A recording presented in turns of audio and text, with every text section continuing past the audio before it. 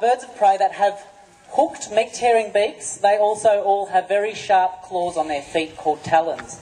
And raptors are specialised in always using their feet to catch and kill their prey with. Now, in the raptor world, we have eagles, falcons, hawks and owls, just to name a few groups. The first bird that we've been looking at, her name is Kiara, and she's a whistling kite, and she's all the way up there. You going to come in for us, Kiara? Now, whistling kites are a fairly common species of raptor. They're probably so common because they've learnt to live alongside humans.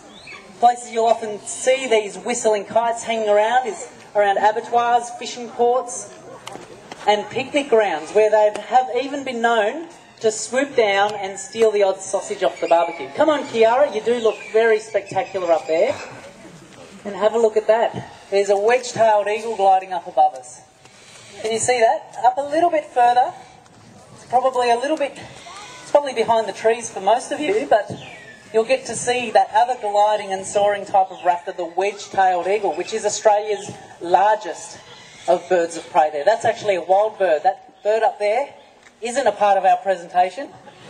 It's one that's just decided to join us. Here's Kiara. Now, I mentioned that all raptors will always use their feet to catch and kill their prey with, just like Kiara here. Going to catch this? Up we go. Nice one. Oh, she dropped it. That's okay. She'll have a few more chances. So, as I was saying earlier, they've been known to hang around areas where they can take food from situations where people tend to inhabit.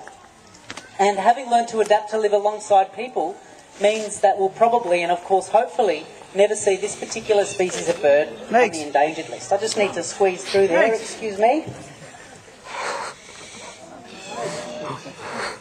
So lots and lots of people around these days. The species of animal and bird that learn to live alongside humans are probably going to be the ones that are a little bit more successful. Now, you might notice that Kiara here, that's okay, Kiara here has nice big broad wings so she can glide and soar around just like that. She doesn't have to continuously beat her wings in order to get around. That's because she's got what we call in having a light wing loading. A light wing loading basically means that she's got a fairly light body weight and very, very broad wings. Now, these broad-winged raptors really need to only eat about 5% of their body weight per day in order to survive. So a mouse or a handful of insects would be enough to satisfy Kiara for a day's worth of food. Now, as they're catching food, or as Kiara's catching pieces of food out here, as I'll demonstrate in just a moment, you'll notice that occasionally she'll pass that food that she's caught straight to her beak while she's still flying around. Now, that's particularly useful when whistling kites are hanging around a fire front. They like fires because they can take advantage of any animals or insects which are escaping the heat of the flames. Lots of insects will get caught very high up on the updraft. They can catch their food with their feet, pass it straight to their beak, and she's already eaten that piece of food. It means, particularly in a fire front situation, she wouldn't have to fly off to find a perch, land to eat her food, come back to the fire to catch another insect, go all the way back to a perch to land and eat that food again. She can just glide around the fire, keep eating, and it can save her quite a bit of energy as well. Other whistling kites will also try and come along and steal her well-earned meal. So the quicker they can eat it, the more likely it's not going to be stolen by another whistling kite. She's looking a little bit puffed out now. I'm going to give her one more catch. I'll give her a bit of a challenge this time. If she catches this next piece, how about a nice big round of applause for Kiara? You ready, Kiara? Up you go! How's that?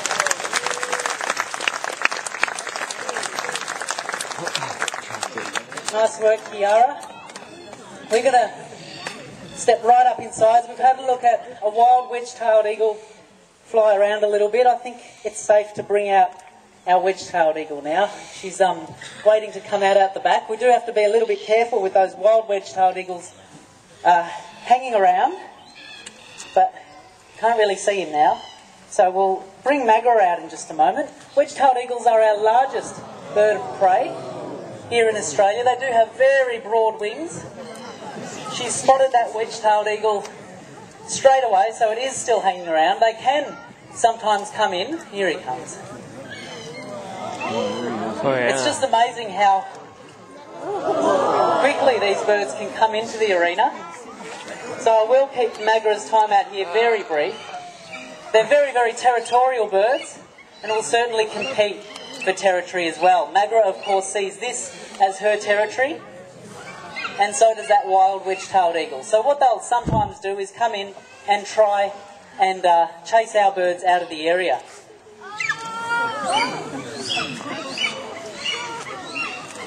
They'll very rarely try and make contact. It's more of a show of strength, really. A show of intimidation. Come on, Mags, you going to come down? That wild bird really doesn't want to risk being injured. It could mean it's not going to be able to catch its next meal. They are very, very skillful hunters, but they will also prey on already dead food. So they're considered to be scavengers as much as they are hunters. And they'll feed on wallabies and rabbits, and also roadkill that they might find down on the ground. Let's give her a big round of applause and send her home, hey? Hop up here. Good girl, Mags. So they will feed on roadkill, and some wedge-tailed eagles have actually learnt that if they survey a road long enough, eventually something's going to be hit by a car. That's cheating. Eventually something's going to get hit by a car and they can make a meal out of it. Of course, feeding on a road isn't the safest place to be. Okay, she's a little bit distracted. So, wedge-tailed eagles unfortunately do get hit by cars themselves when feeding on a roadside. One way that we can prevent this is by simply pulling over, taking any dead animals that you find on the road, well clear of the road, where a bird like a wedge-tailed eagle can safely feed from it. If you do happen to injure an animal on Australia's roads by hitting it with a car, or if you find any injured Australian wildlife, the easiest way to get help for it, particularly if you're not close enough to the sanctuary where you could just bring it in, is to simply call the RACV.